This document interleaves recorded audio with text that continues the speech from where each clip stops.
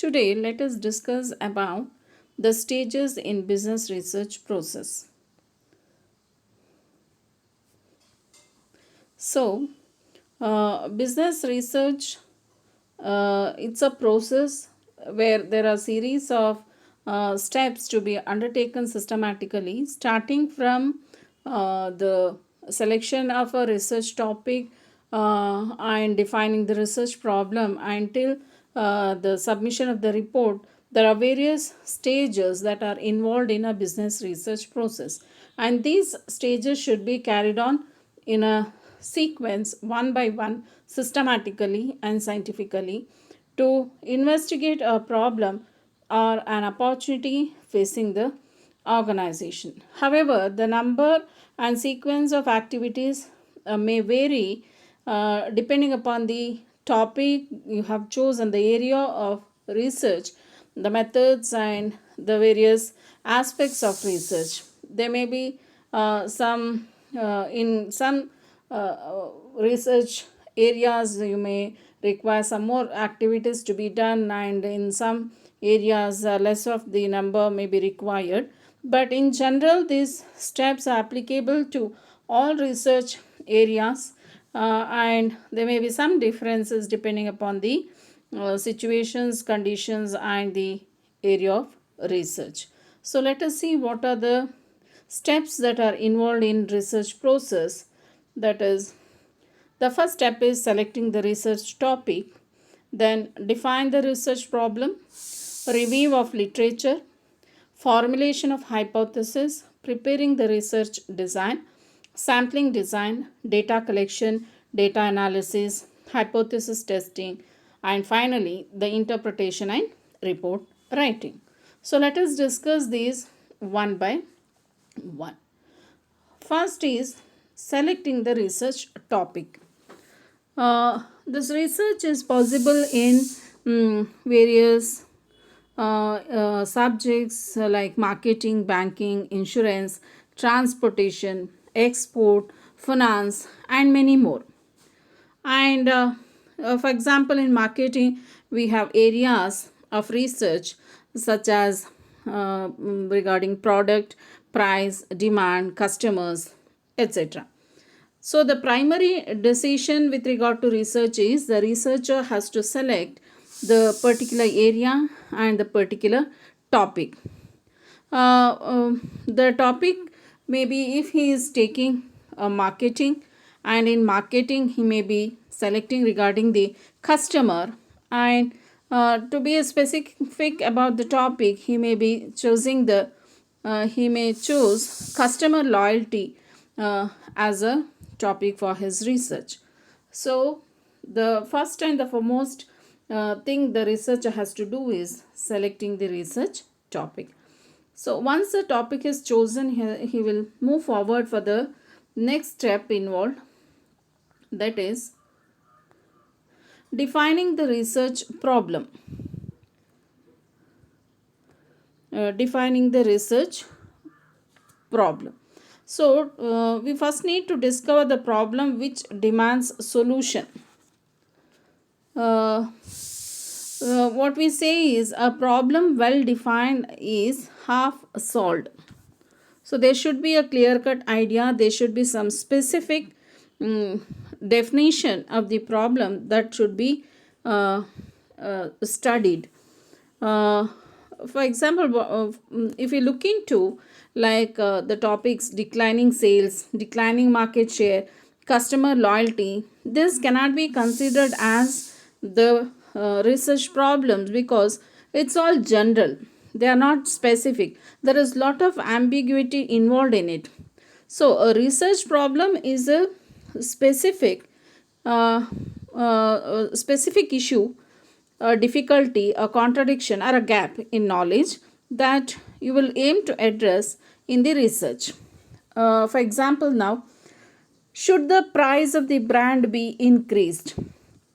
Should the price of the brand be increased? That is an issue.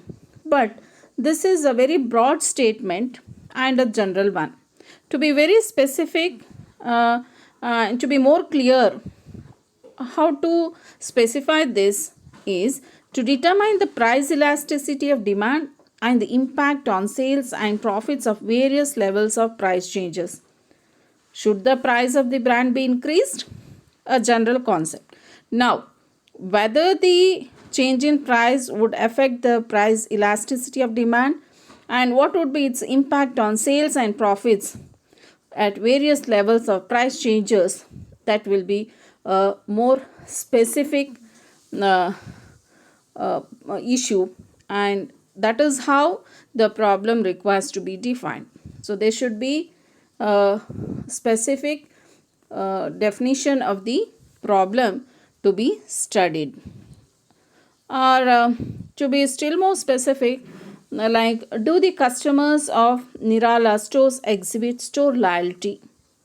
That is very specific way of defining the problem. So the formulation of a general topic into a specific research problem thus constitutes the first step in a scientific inquiry after selecting the area or topic for study. So here the two steps involved are understanding the problem thoroughly and rephrasing the same into meaningful terms from an analytical point of view. First you have to understand the problem in depth, and then it has to be defined or rephrased into meaningful terms, and which is very specific. Then moving on to the next step, that is literature review. So in case of literature review, what the researcher will do is he will examine all available literature acquainted with the selected problem.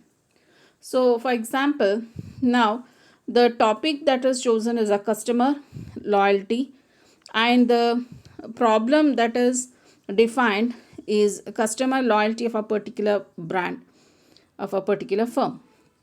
Now, with regard to this customer loyalty, who all have already done the research work, that the report of that research work will be literature for the researcher.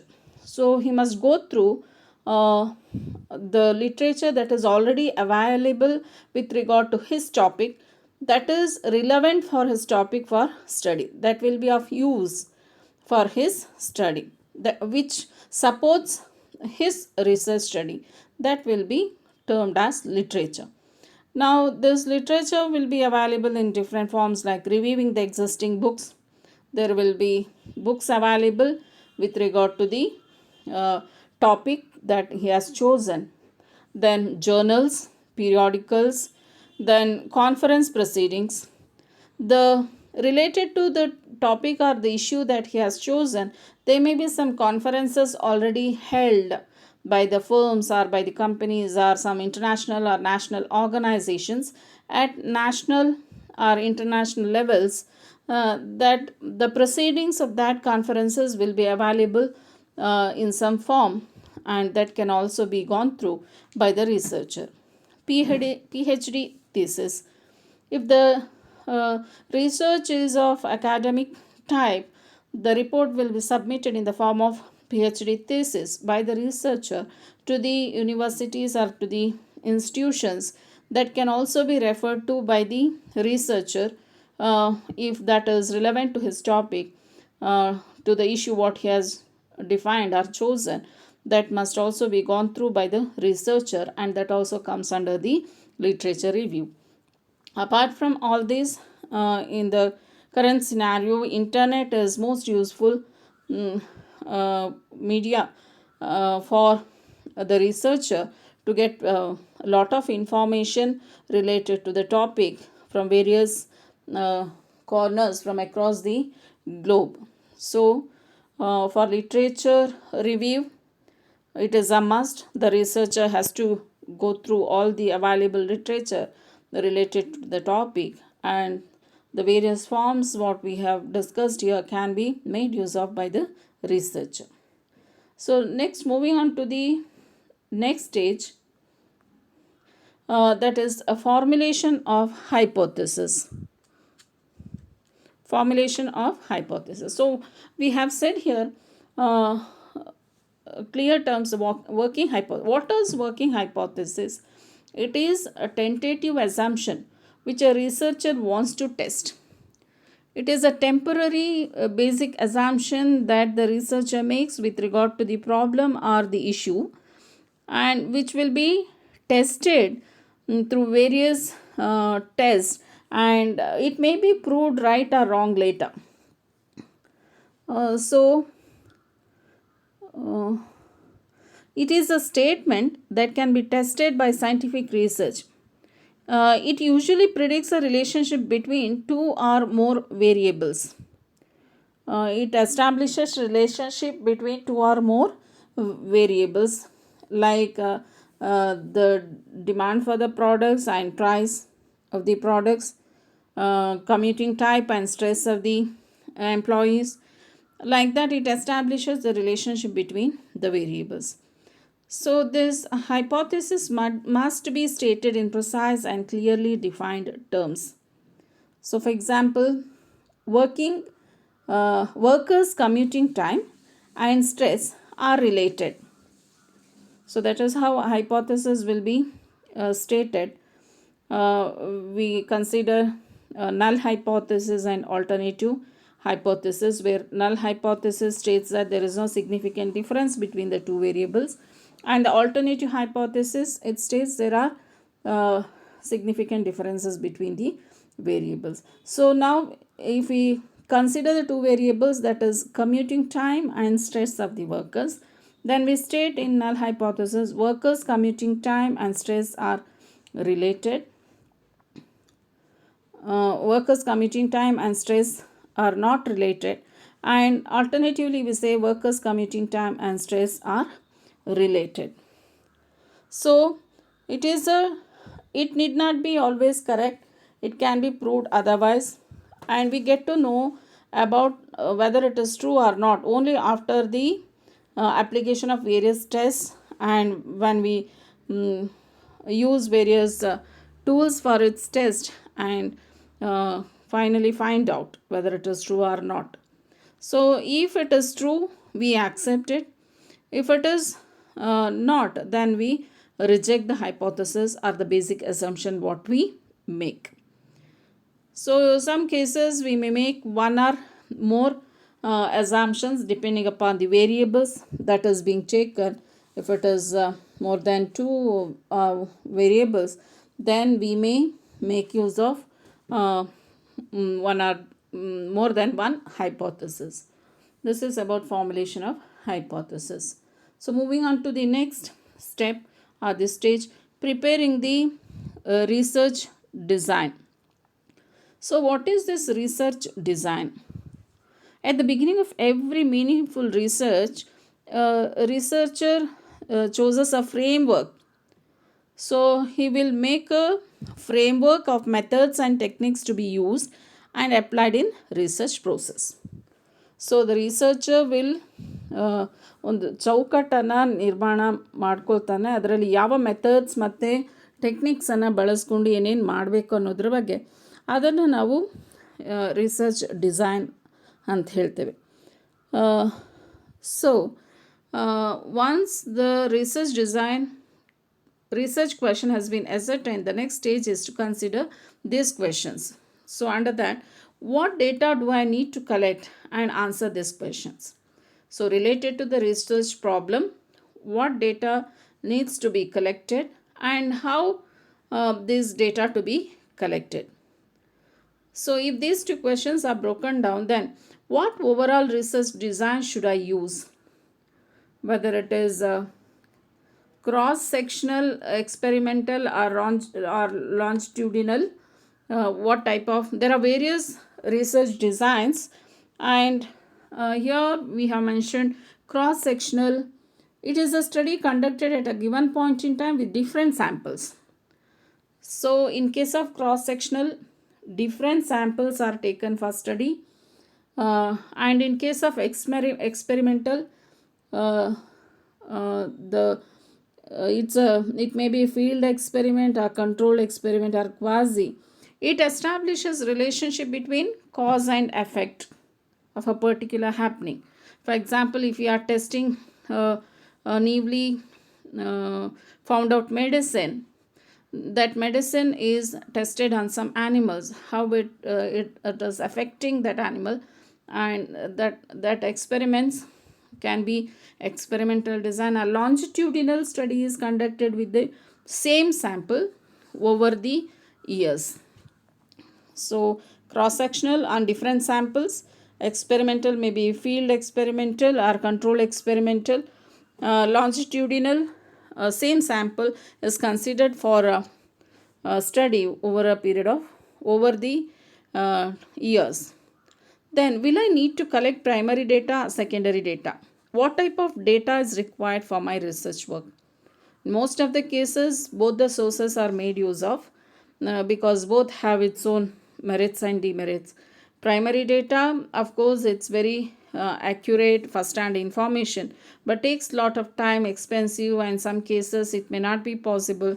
So, both the sources of data are required for a research process, but what I need to collect, what data I need to collect, primary data, secondary data, that has to be decided. What methods to use? There are various methods of data collection like interviews, questionnaire, observation, schedules, and many more. And that also has to be designed in advance. Who should participate in the research and how will I gain access to them? Who are my respondents? Who are my target audience whom I have to consider for my research? That has to be decided. From whom I have to collect the information? Who are my respondents? That has to be designed. And how to contact them? In some cases, some people, high officials, are who are very busy. Maybe their prior appointment or prior contact should be made to collect information from them.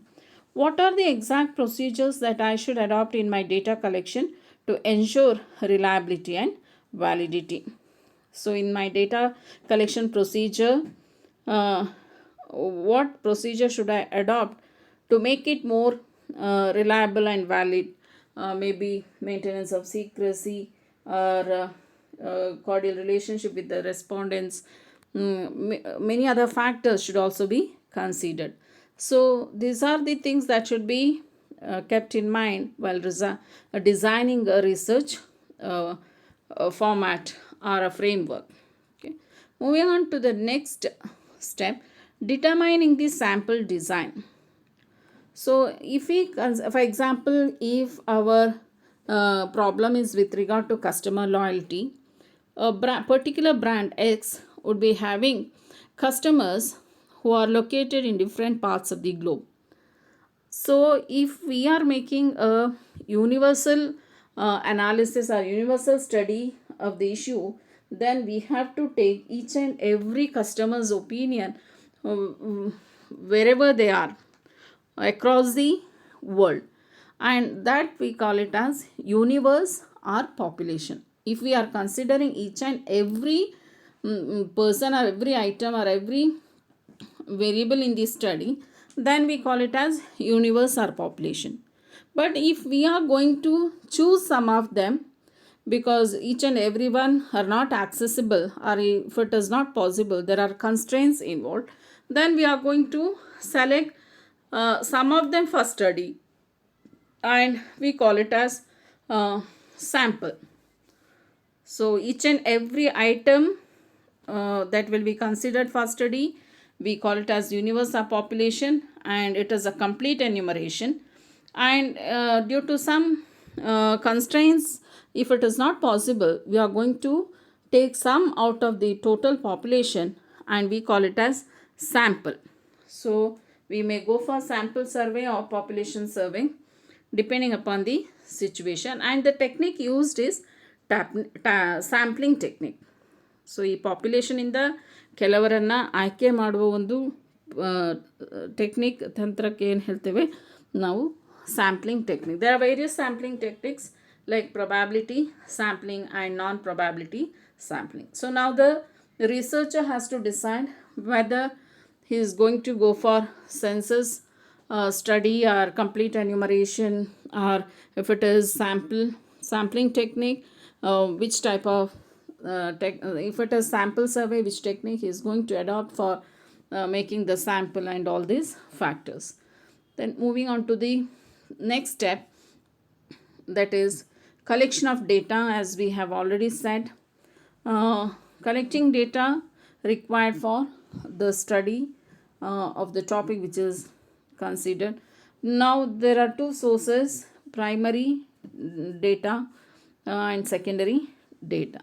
So how he is going to collect the data? In case of primary data, it's originally collected by the researcher. It's fresh first hand information which is very accurate.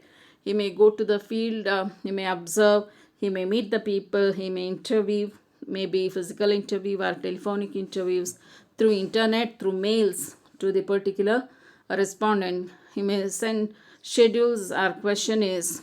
A set of questions will be sent, specific time is given and they will be asked to answer them. In case of schedules, there will be enumerators along with the schedules to help the respondents to answer the questions.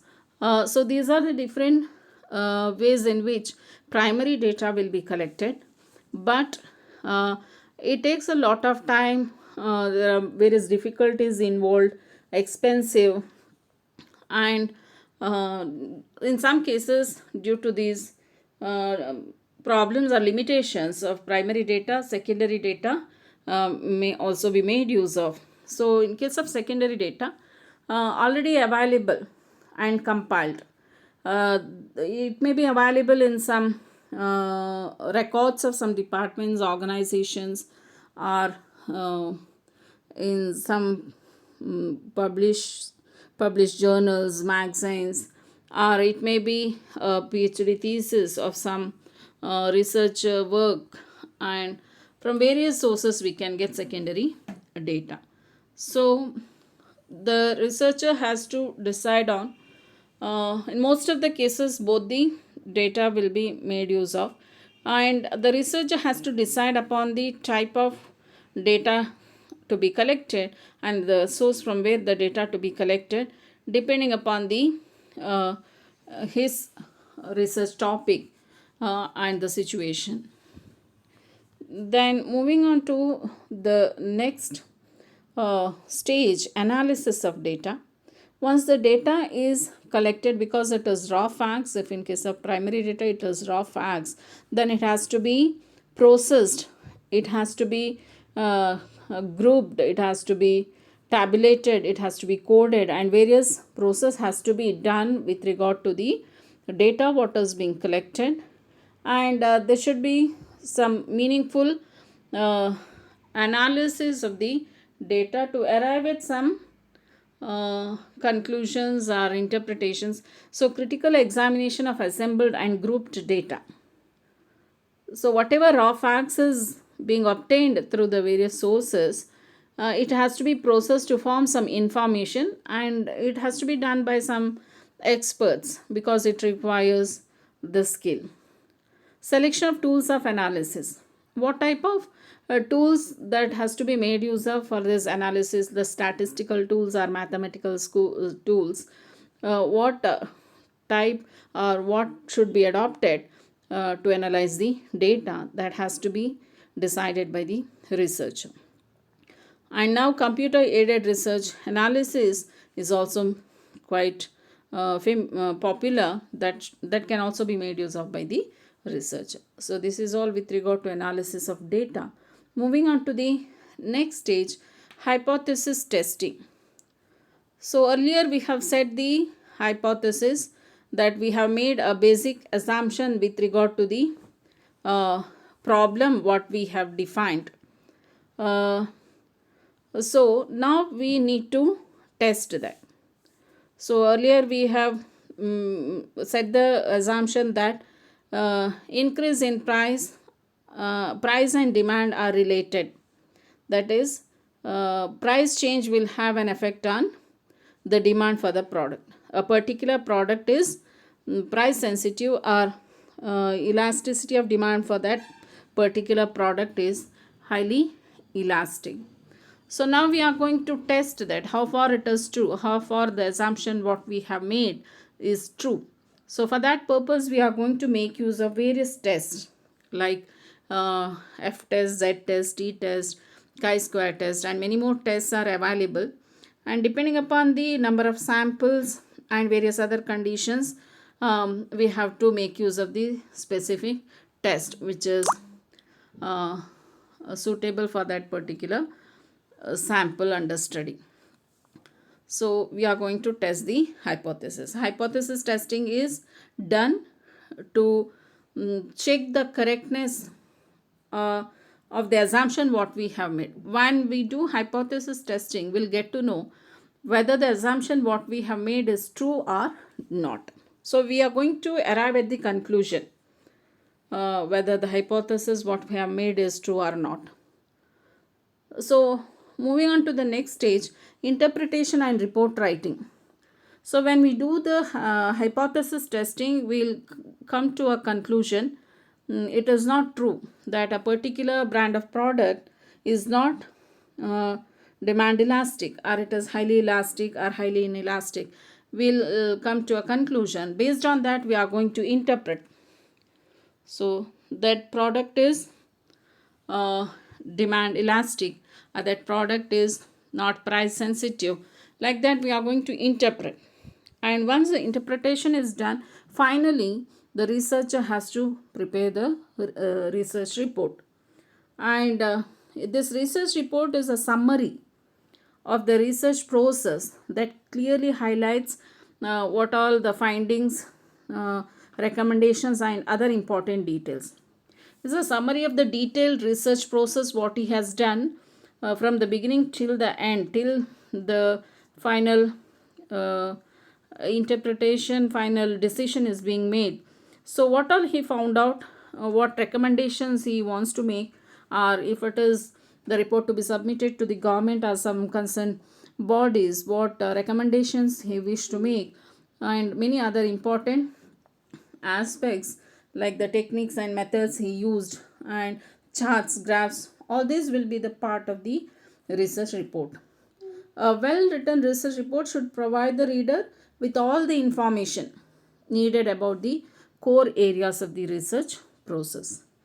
So the research report should contain all the major information that is required about the particular issue, and what all he has done, what all he has found out, what all the things he would like to recommend or suggest. So and this report should be submitted to the concerned authorities. If it is a academic research, then it will be submitted in the form of PhD thesis to the concerned universities, or if it is done by the market research done by a particular company, it will be reported to the concerned authorities for decision making. Like that, finally the report will be submitted. So a business research process undergoes all these steps in a sequence which supports a scientific inquiry of the, or a scientific study of a particular issue and solution to that. So go through this. Okay.